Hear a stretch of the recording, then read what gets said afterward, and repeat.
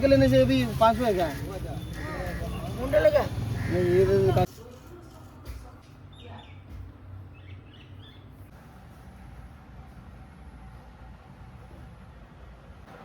Julia,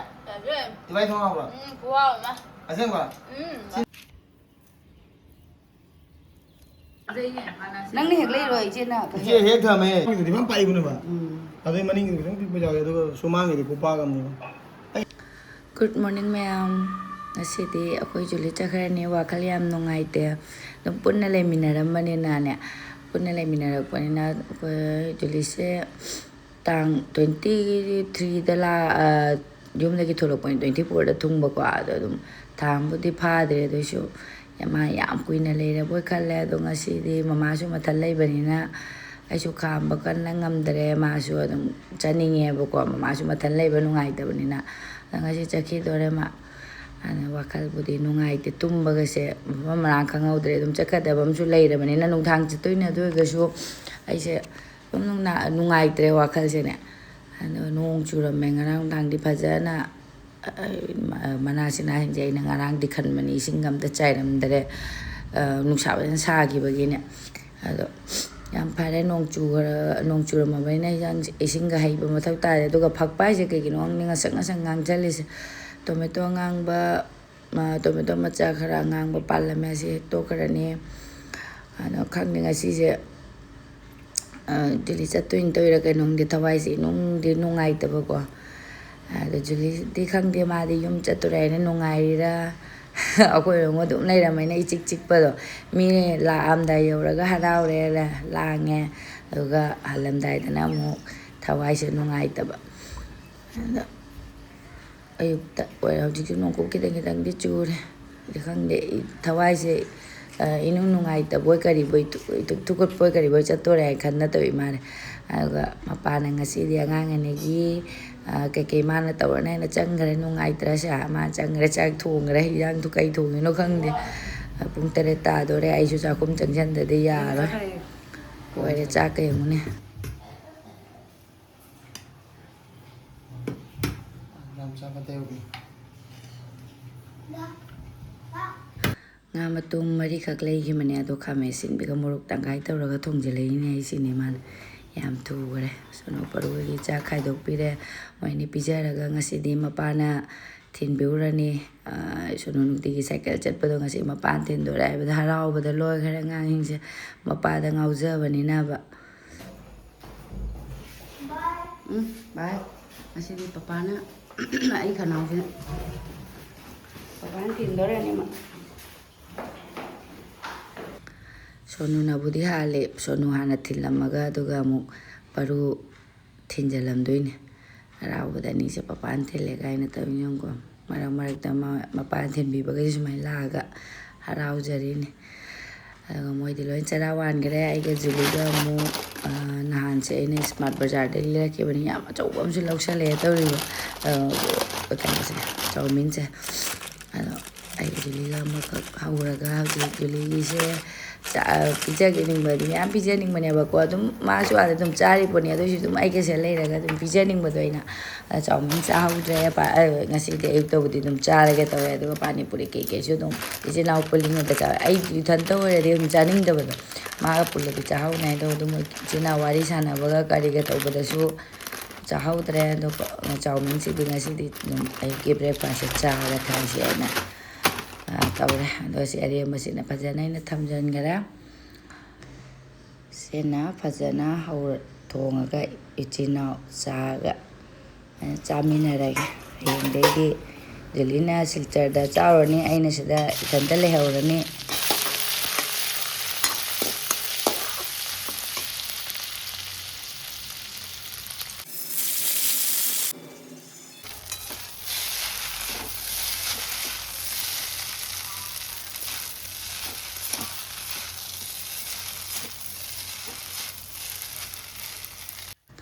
Chawin ka si di sanda da chaba na di hauba hen marai khali khang de khoi na dom sanda da cha gi ba gi khang di ayuk si di ba cha ga tan gumba da mai na ne ko biscuit gumba na hawe ba ado asi di chawmin cha ni cha le re re di du ga ꯃꯄꯥ ꯆꯥꯒꯗ꯭ꯔꯥ ꯍꯥꯏꯅ ꯄ꯭ꯂꯦꯠꯁꯦ ꯄꯨꯊꯣꯔꯛꯄꯅꯦ ꯑꯗꯨꯒ ꯌꯦꯡꯉꯣ ꯑꯗꯨꯗꯪ ꯆꯥꯗꯣꯏꯔꯣ ꯌꯥꯔꯦ ꯀꯩꯗꯤꯅ ꯁꯨꯄꯥꯟꯇ junk fruit sao anh nào bạn how do I put ꯑꯗꯨꯒ chicken KFCꯒꯨꯝꯕ ꯇꯧꯔꯗꯤ ꯑꯗꯨꯗꯤ ꯆꯥꯗꯕ tôi cái liver cho này ꯍꯥ tôi cái liver cho này rồi ꯆꯥꯌꯤꯡꯒꯤ ꯇꯥꯔꯦ ꯆꯥꯌꯤꯡ ꯇꯥꯔꯦ ꯊꯛꯑꯣ Moni chara litre moni breakfast ꯑꯗꯨ ꯌꯥꯝꯃꯟꯒꯔ ꯃꯥꯜꯂꯦꯗꯣ ꯅꯪ ꯆꯥꯅꯦꯅ ꯇꯧꯔꯒ ꯑꯩꯈꯣꯏꯗꯤ ꯆꯥ ꯉꯝꯃꯣꯏꯌꯦ ꯃꯤꯅ ꯃꯌꯥꯝꯅ ꯑꯩꯉꯣꯟꯗ ꯀꯃꯦꯟꯗꯗꯤ ꯍꯥꯏꯌꯦꯕꯀꯣ ꯏꯆꯦꯁꯨ ꯃꯨꯛꯕꯥꯡ ꯇꯧꯔꯣ ꯍꯥꯏꯅ ꯑꯩꯅ ꯆꯥꯕꯗꯣ ꯃꯤ ꯐꯨꯅꯦꯕ ꯑꯗꯨꯅꯅꯦ ꯑꯩꯗꯤ ꯍꯤꯟꯖꯥꯡꯁꯨ ꯆꯥꯗꯦ ꯑꯗꯨꯏꯗꯤ ꯆꯥꯛ ꯈꯤꯇꯪ ꯆꯥꯏ ꯁꯣꯅꯨ ꯍꯣꯏ ꯄꯔꯨꯏꯅ ꯆꯥꯕꯗꯨꯝ ꯌꯦꯡꯕꯕꯨ ꯅꯨꯡꯉꯥꯏ ꯑꯉꯥꯡ ꯑꯣꯏꯔꯁꯨ ꯑꯩꯗꯤ ꯆꯥꯗꯕꯒꯤꯕ ꯑꯗꯨꯅ ꯑꯩ ꯏꯊꯟꯇ ꯊꯣꯛꯄ ꯏꯀꯥꯏꯖꯩꯌꯦꯕ ꯑꯩꯗꯤ ꯈꯗꯤꯈꯛ ꯂꯧꯔꯒ ꯆꯥꯛꯁꯦ ꯕꯨꯔ ꯕꯨꯔ ꯂꯥꯎꯅ ꯆꯥꯛ ꯑꯁꯥꯕꯗꯣ ꯆꯥꯁꯟꯈꯤꯗꯣꯏꯕ खर खाइदोक थम्मसि दोइदि चा ngамगद्रा ngमोय खोइनिना थबी हापसिरा हाइजो हापनो हापरो हेरा हापरो हावे नंग खनाउना हापरा नादे केदौरा ai खनाउना ai कोन केनम तौरा हंगे वा आइदि पंथर तो थई केम तौदे ꯌꯨꯝꯗ ꯁꯦꯝꯕ ꯑꯩꯈꯣꯏ ꯕꯔꯞ ꯆꯥꯕ ꯀꯩꯝ ꯇꯧꯗꯦ ꯃꯄꯥꯟꯒꯤ ꯀꯩꯅꯣꯝ ꯆꯥꯔꯅꯨ ꯍꯥꯏꯈ꯭ꯔꯦ ꯑꯩꯁꯦ ꯃꯄꯥꯟꯒꯤ ꯁꯤꯡꯒ꯭ꯔꯥꯒꯁꯦ ꯍꯥꯟꯅ ꯑꯗꯨꯝ ꯑꯃꯅꯤꯒ ꯑꯗꯨꯝ ꯑꯃꯒ ꯑꯗꯨꯝ ꯆꯥꯔꯝꯃꯦ ꯍꯧꯖꯤꯛꯇꯤ ꯆꯥꯕ ꯑꯃꯇ ꯉꯝꯗ꯭ꯔꯦ ꯍꯧꯂꯣꯏꯔꯛꯄꯗ ꯑꯩꯗꯤ ꯆꯥꯅꯤꯡꯗ꯭ꯔꯦ ꯃꯣꯛ ꯁꯥꯕ꯭ꯔꯣ ꯁꯥꯗꯦ ꯆꯥ ꯆꯤꯡꯒꯜꯂꯤꯅꯦ ꯁꯥꯕꯨꯗꯤ ꯑꯗꯨꯝ ꯈꯇꯪ ꯁꯥꯏ ꯑꯗꯨꯒ ꯌꯥꯝ ꯍꯥꯎꯋꯦ ꯑꯁꯥꯕꯒꯤ ꯍꯥꯎꯕ ꯆꯥ ngasi chaturabani haraubada iru thokpaga ngasi yam yankre mayum jaram dai u dai na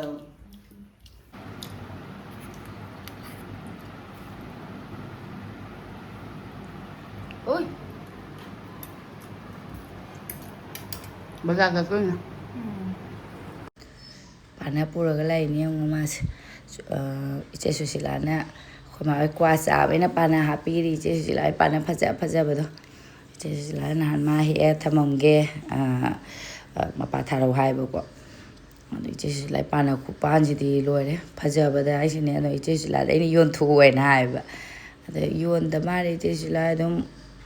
mi adum pija thokpa ai iche susilai gi mama oisu chaina kwa laga adum chaba ko padu mangaire yengaga phajare aidi phajabado yengaga leire ichi oisu yon thokte ne yon thu oina haiba akhoi mapuidi yole kwa su yole pana su yole ado akhoi mapuidi budi ichi oisu ne heli phajaba sumang ri kupa gam ni ai hele ni khara ha kara bani amadi ubra si kupa gam sina panam jang de ya na pa ba yaw ye ne bangla pana du mai tawre sa koi julina pugi doini ai su chadabinina kadawni asidi akhoi mada loi happy garani aduga bazar da mu chalurage juli ngasi chatromina nga ahawbam pizarage juli video lauri kane gulab se short magi video da thangana long video di semning do ba aduga short ti semi kan short la ngasi di bazar se koigi yumjaga sen bazar ni na yam chawde ba nomaijing ni hen ba do ado potki yam putharakti nganjungan ba aduga aina sebor manam nungsibi simga khoi ma hoi chana ba hap ke tawba si kg da lupa ni yankai haiba dai ni phu da hun mani aduga singa se lawgi dore ngoni aina nahan baw do khuhaw ma tawgi do baw in lawsi haibo ma si chaningi ma chaningi baina ma si law na law gare kari si kai haigi khangdi nga si mana phajana thongdagi ngai ma duga mana thongaga juli pija duini ai nahande ina thongba chare si chaka si de kizim pura phagre ekilo bisila ha hau ni ba ai si makok sim de yan ne ngani doi oi to ba ga hau ni nga se keji tara muglu mangani punsi i chadri ga hai gare ne khoi ma pa se ngone ma pa ma do phanga do da nga chu đâu sira Angkok si hangning yan. Angkok yam na hang sira ba. ꯆꯦꯡꯄꯥꯛ ꯈꯔ ꯂꯧꯈ꯭ꯔꯒꯦ ꯁꯤꯒꯤ ꯆꯦꯡꯄꯥꯛꯁꯦ ꯉꯧꯕꯗ ꯍꯥꯎꯋꯦꯕꯀꯣ ꯆꯦꯡꯄꯥꯛ ꯉꯧꯕꯗꯣꯅꯦ ꯅꯍꯥꯟ ꯏꯁꯄꯥꯠ ꯕꯖꯥꯔꯗ 69ꯗ ꯄꯨꯔꯛꯑ ꯉꯁꯤꯗꯤ 60ꯗ ꯍꯥꯏꯔꯝꯃꯤꯁꯦ ꯕꯖꯥꯔꯗ ꯑꯗꯨꯒ apple KG ꯑꯃ ꯂꯧꯔꯒꯦ ꯖꯨꯂꯤ ꯑꯃ ꯑꯅꯤꯈꯛ ꯍꯥꯞꯄꯤꯔꯅꯤ ꯇ꯭ꯔꯦꯟꯗ ꯆꯥꯅꯕꯒꯤ ꯃꯣꯔꯣꯛ ꯑꯇꯦꯛꯄꯁꯤꯒꯤ ꯑꯩꯈꯣꯏꯒꯤ ꯈꯨꯜꯂꯛꯀꯤꯅꯦ ꯑꯗꯣ ꯁꯥꯕꯅꯦ ꯑꯗꯨꯒ ꯑꯩꯅ ꯎꯁꯣꯏ ꯊꯤꯕꯅꯦ ꯑꯩꯈꯣꯏ ꯃꯥꯁꯦ ꯎꯁꯣꯏ ꯄꯥꯝꯕꯅꯦꯕꯀꯣ ꯑꯗꯣ ꯑꯩꯈꯣꯏꯒꯤ ꯌꯨꯝꯂꯣꯝꯗꯗꯤ ꯋꯥ ꯄꯥꯝꯕꯤ ꯃꯌꯥꯝ ꯂꯩꯕꯅꯤꯅ ꯃꯌꯥꯝ ꯆꯥꯕ ꯐꯪꯉꯦ ꯑꯩꯈꯣꯏ ꯃꯥ ꯍꯣꯏꯗꯤ ꯌꯣꯟꯕ ꯂꯥꯛꯇ꯭ꯔꯗꯤ ꯆꯥ ꯐꯪꯗꯕꯗꯣ ꯑꯗꯣ ꯍꯣꯡꯁꯨ ꯍꯣꯡꯉꯦꯅꯀꯣ ꯁꯤꯗꯅ ꯎꯁꯣꯏꯁꯦ ꯍꯣꯡꯉꯦ ꯑꯩꯈꯣꯏ ꯊꯪꯅꯩꯗꯣꯝ ꯆꯥꯒꯁꯦ ꯁꯣꯏꯕꯨꯝ ꯌꯥꯝ ꯅꯝꯃꯦ ꯁꯤꯗꯅ ꯍꯣꯡꯉꯦ ꯍꯥꯏꯅ ꯁꯦꯕꯣꯠ ꯃꯁꯤꯡꯅꯤ ꯌꯦꯡꯉꯨ ꯅꯨꯔꯥꯟꯅ ꯅꯨꯡꯉꯥꯏꯕꯅꯤ ꯁꯦꯕꯣꯠ ꯃꯁꯤꯡꯁꯦ ꯉꯥ ꯊꯥꯎꯒ ꯉꯧꯅꯕ ꯈꯥꯃꯦꯟ ꯈꯔ ꯂꯧꯔꯦ ꯂꯣꯏꯔꯦ ꯌꯦꯔꯨꯝ ꯋꯥꯔꯕ ꯄꯨꯕꯗ ꯑꯩ ꯅꯪ ꯑꯃ ꯍꯦꯛ ꯇꯥꯅ ꯀꯥꯏꯕꯗ ꯑꯃ ꯍꯦꯛ ꯇꯥꯅ ꯀꯥꯏꯕꯗ ꯁꯤꯡꯗꯧꯅꯤ ꯇ꯭ꯔꯦꯝ ꯁꯤꯡꯗ ꯑꯃ ꯀꯥꯏꯕꯗ ꯁꯥꯕꯤꯗꯤ ꯀꯅꯥꯗ ꯂꯩ हमारे काजे ना झूले काजे आते हैं और कनी इधर का कनी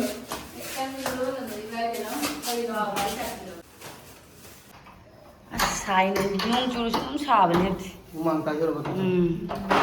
लाला अभी रेस्ट टाइम बाजार लोर से बोल ना थैंक यू बजा दे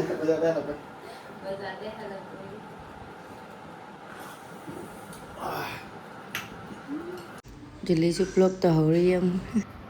अनो ब्लॉगर अनौबा ब्लॉगर नहीं मैं पे चिंगत करे उsoy लेरे उsoy से मकू लौथोकपसे लौरैसे मकू यावबसु लीसु लेहौदबा अदो सिनासु जुलिना पुबदा कोमनी अहुमसिदा लुपा 30 नि अदुगा सेबोट मनम सिबिसे लेरे आई अमानि खक लाहौरनि आइसु चरा अमा कांसोय चानबगी अतंग बसक थीबा अरिबा सिंगसेने बसिसे हापी करनी अदुगा लोरे सि मंगाइरे इन हापतुसे कई ममनिंगाइ लेते सेबोट का उsoyga उsoyga सेबोटगा पानागा हापीरे पाना नहीं चे सुसलाना कोई अते गरी हमनिंगाइ लेते कयाब तो के माबनु पैकिंग आवला कोई पैकिंग हाइबा सिगी रुमाल से अखोय जुलीना पूरा पैकेट अम लोरकमनी सिलोंगदगी माना अइगोना लहौ हैना परू सुनुगी सु पाइना माइ परूदी खंगे पाइगदरा मरी गल थंबिरमे जुलीना पैक लोयरे असिदी मतैना थोंबा चाजरनी अखोय जुली नादे अइना थोंबा चारबनिना मतैनासु मा ngasi थोंगके मु हाइगरे मा थोंबा मोमो असिदी अइ चाखुम चंगरोय माना थोंदोरे खामेनसिना nga thawsiga ngौदिबा मरुमसे फजे यामना अना माना चाक थोंगौनी हाइरबैने आइसे मथक्ता काखले नाउनुपीना येनम चराइसु थादु माइ मफमदि लेत्रे अदु मयाम मसा पुक्सनना लेना कुंजनना हाइदि कुंजलेबा कई थादोक्ट्रबनिना अहेना कुप्सलेगी कनोसे येनमसे अदो नाउपीना चरा पिरो हाइबदो अइना खरा फुक्ततपने अदुगा अखोगी येनमसिंगसिसु लोय लेंथोगा हापीगरनी अदुदुना होरेन कनोदा हापगे तो होरेन हजिक्ति ngल्लिबनिना को नुंथांगी ट्रेननिना होरेन संदादा ओइना लेलगे सिदि अदुम फुक्तो थम्मगेना माना चाइ जान थोंगनी हाइबेना से फुकटपनिना माइ मराओ करियो लोय हापकिद्रमने मा हेंका आदा मरा का थाजरनी यारानिदा को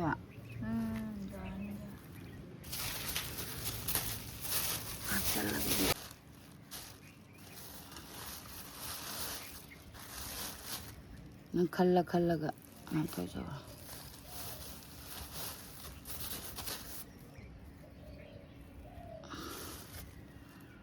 नहान जो मरा जाओ ना पुरखी नत्रा इना मरा नते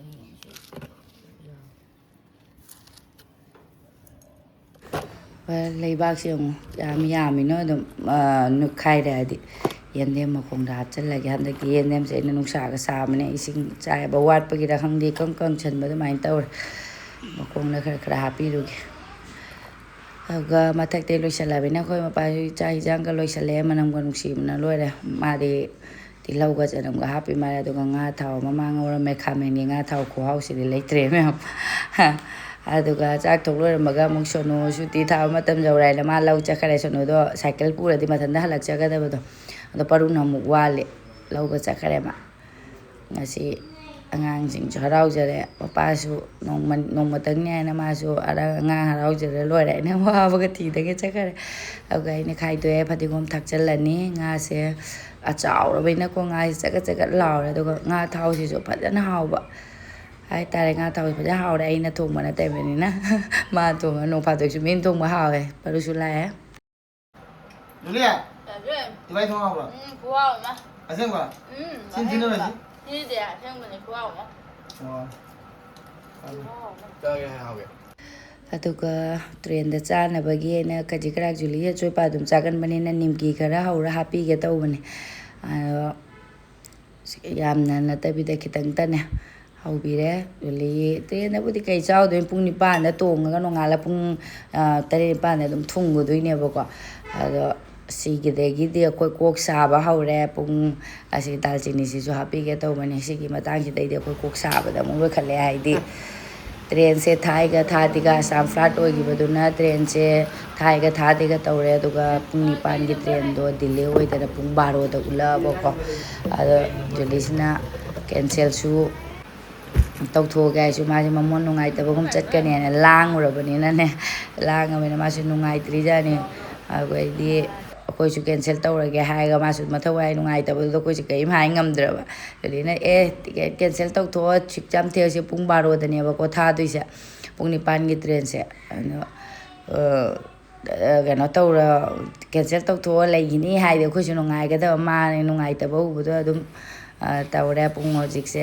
ꯃꯣꯏ ꯆꯥꯛ ꯂꯣꯏ ꯆꯥꯅ ꯂꯣꯏꯔꯦ ꯖꯨꯂꯤꯗꯤ ꯇꯦꯡꯀꯣꯠꯇ ꯈꯛꯇꯪꯒ ꯆꯥꯔꯦ ꯊꯛꯀꯠꯇꯅꯀꯣ ꯄꯨꯡ 11 ꯇꯥꯗꯣꯔꯦ ꯑꯗꯨꯒꯗꯤ ꯑꯩꯈꯣꯏꯁꯦ ꯁꯣꯅꯨ ꯄꯔꯨꯗꯤ ꯇꯨꯝꯈꯔꯦ ꯍꯥꯏꯗꯤ ꯄꯔꯨꯗꯤ ꯐꯖꯅ ꯇꯨꯝꯈꯔꯦ ꯁꯣꯅꯨꯗꯤ ꯊꯣꯡ ꯂꯣꯟꯁꯤꯜꯂꯣ ꯍꯥꯏꯅ ꯑꯩꯅ ꯍꯥꯏꯔꯝꯃꯒ ꯊꯤꯜꯂꯨꯔꯅꯤ ꯖꯨꯂꯤ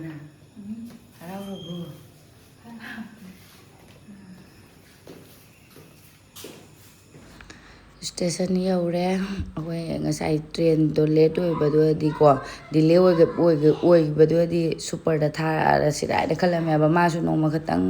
ꯁꯨꯇꯤ ꯂꯧꯊꯣꯛꯑ ꯂꯥꯛꯄꯅꯤ ꯁꯨꯃꯥꯏꯅ ꯑꯩꯅꯗꯤ ꯊꯤꯟꯕ ꯂꯥꯛꯄ ꯉꯝꯃꯣꯏꯗꯣꯏꯕꯗꯣ ꯍꯥꯏꯗꯤ ꯂꯥꯛꯄꯨꯗꯤ ꯂꯥꯛꯑꯅꯤ ꯍꯟꯕꯗꯣ ꯊꯦꯡꯒꯗꯕꯅꯤꯅꯅꯦ ꯑꯗꯣ ꯃꯥ ꯅꯣꯡꯃꯒꯤ ꯑꯥꯎꯠ ꯄꯥꯁ ꯂꯧꯔꯒ ꯂꯥꯛꯄꯅꯦꯕ ꯑꯗꯣ ꯍꯧꯖꯤꯛ ꯆꯠꯈꯤꯕꯁꯤꯅ ꯑꯃꯨꯛꯇꯤ ꯐꯪꯉꯔꯣꯏ ꯑꯗꯨꯝ ꯑꯃꯨꯛ ꯈꯜꯂꯒ ꯖꯨꯂꯤꯁꯦ ꯀꯨꯏꯊ ꯂꯩꯗꯣꯔꯦ ꯍꯥꯏꯅ ꯈꯟꯕꯗꯣ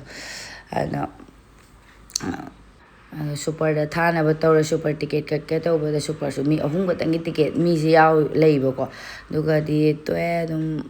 ꯁꯤꯗ ꯑꯣꯏꯅ ꯇꯥꯔꯦ ꯑꯩꯈꯣꯏꯒꯤ ꯇ꯭ꯔꯦꯟꯁꯨ ꯂꯥꯛꯑꯦ ꯍꯧꯖꯤꯛꯁꯦ ꯄꯨꯡ 12 ꯍꯥꯏꯔꯝꯕꯗꯅꯤ ꯄꯨꯡ 1ꯒ ꯃꯤꯅꯤꯠ 13ꯗꯅꯤ ꯇ꯭ꯔꯦꯟꯁꯦ ꯂꯥꯛꯏꯁꯦ ꯑꯗꯣ B2ꯗꯅꯤꯅ ꯑꯩꯈꯣই ꯁ꯭ꯋꯥꯏꯁꯦ ꯂꯦꯞꯄꯕ ꯁꯤꯜꯆꯔꯒꯤ ꯄꯦꯁꯦꯟꯖꯔ ꯉꯥꯛꯇꯅꯤ ꯌꯦꯡꯉꯣ ꯂꯥꯛꯅꯔꯤ ꯃꯌꯥꯝꯁꯦ ꯇ꯭ꯔꯦꯟꯁꯨ ꯂꯥꯛꯑꯦ ꯍꯧꯖꯤꯛ ꯖꯨꯂꯤ ꯉꯥꯛꯇꯪ ꯉꯥꯏꯔꯦ ꯇꯣꯡꯉ ꯆꯠꯈ꯭ꯔꯅꯤ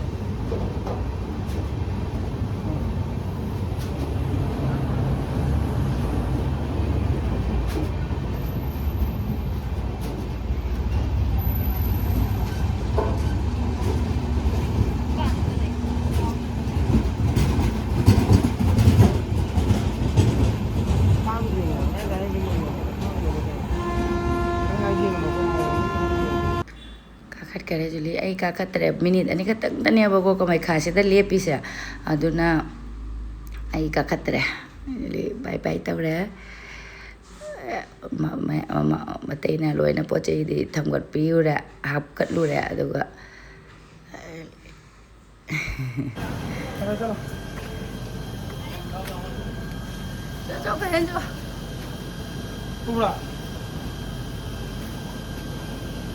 minute 5 leppadi nungaiba akhoi angang jawe mathantani na dum kaba komeba angang yawa matamdadi sidana nakpagi ko kamaikha station na akhoi dagi lakba lakpagi sije kakpani ba minute ani ketang lepa oirsune ado angang yawbadi akhoi je kakhatpa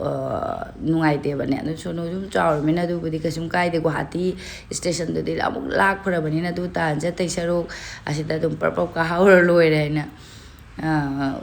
adum kamai khada kai sakhare juli esi ni na kai mdi tawroida ma idi kiningai leite bako ado soiba ngamdana phajana yumda yoba ine kormaga ma chakhare nungaite su pai leite ma su idi kaidawne na khamna si leiro ine su kuina thamba su yade nongma dum chatwini na kwa nongmani ni mangai ra muk leiro haibada hapta mangai leithaga da bado hallani akhoi aiga maga su ma su hayeng se pung 9 da chatuini aduna pung se haujik se pung amaga minute kyano tare pu train se pung 9 ni train do delay oidana pung 12 hairame 12 dagi hendoktana pung amaga minute 13 dani train se lais chakhare du loire train gi masang se akhoi pa su wa bada loire ma su tumninge Jadi koi bani tam na isai ngang cakar ni mai wah re tumning ni ma ai budi yum dali hau ni ka su kai de ba theng asu angang sing gi school gi pija pitak to ra ga ne haje amaga minute 30 ta yung nongale adum thara bai to ni judi na chatning bagi yamna sa ba si ne mayam burong makha tha hi pi jong ngai ba re ngune as platform ga train train ngai na bagini loi makha tha hipna ri jang ado ko gi gari thok dore duga yum yobada hojik se pung 10 amaga minute 3 dum tholakpa tare yum yobada pung 2 mukti taradra amaga minute 9 muk tagadra kaino khangna akhoi te ram isai sa ga nongala pagi nungsin nongalam dai gi agadra pura gari ke roi tap tha idi am sange dana ko baro matung de adi gari ke loina tap chen balepe nungsit aing basilani tam na akhoi ni wari sara ga yum yogara ga ngang ani pajan tumam mani idi chonu paru de akhoi lak tringai da dum tum hore da ma khang dre ma dum cha ke ne heng nongala ko da ma dum cha le ram da nungai roi doi ne ba ma so ado hayeng hai bi ba hai ne ado ma dum cha na ai udringe dani kaina paisa ka hapchalam mane man ai na hapanu kaina yade mon makhadra kaina namchalam mane ado yengugi ge chalaga ado nungai gari te yamna chendra mane ing launge koi ni su khara kalap tawra gari se thaujale thenga bani na ne ate gari side te yamne he chen to pung ani ta amani budi dum cheli da road ni na lepa leipona te da gari aidi gari chen da ba khara wa le haje batani ba adum chen ba di lepona te ba adubu pungani tare kaina kainong de road ta cement ga haiba ka su ta hori ne akhoi ta buthi ngai khali ra hang ni me thabak su ba kangung ne de pungani ka se kai nai ta ra khan me ani judio ka se adum mi le hauri de manung gi moi gi kainoi ma re yum yausale hojik pung amaga minute 9 tare amaga minute 15 dai thorokpadagi ne bapu so koina tala lolam ga nuai na hai bu lok to gono hai do tawram de koi so mu hojik lol chalamaga thambiramage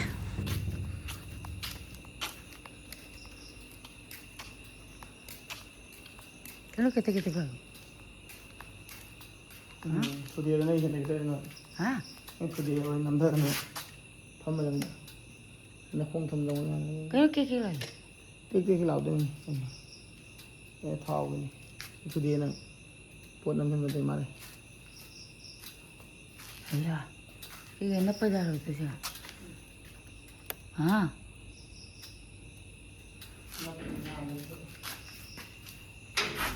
akhoi juli ni ang aina law baga ta de ma nam jalami jong ngang ani gi ne paisa lai sabi na boina paisa haprai na ba so noi pura pum na ni tum na juran baga changa ju khangoi de bajan ngasi gi video se matang se loisan jare ge me matang video da thekna se bye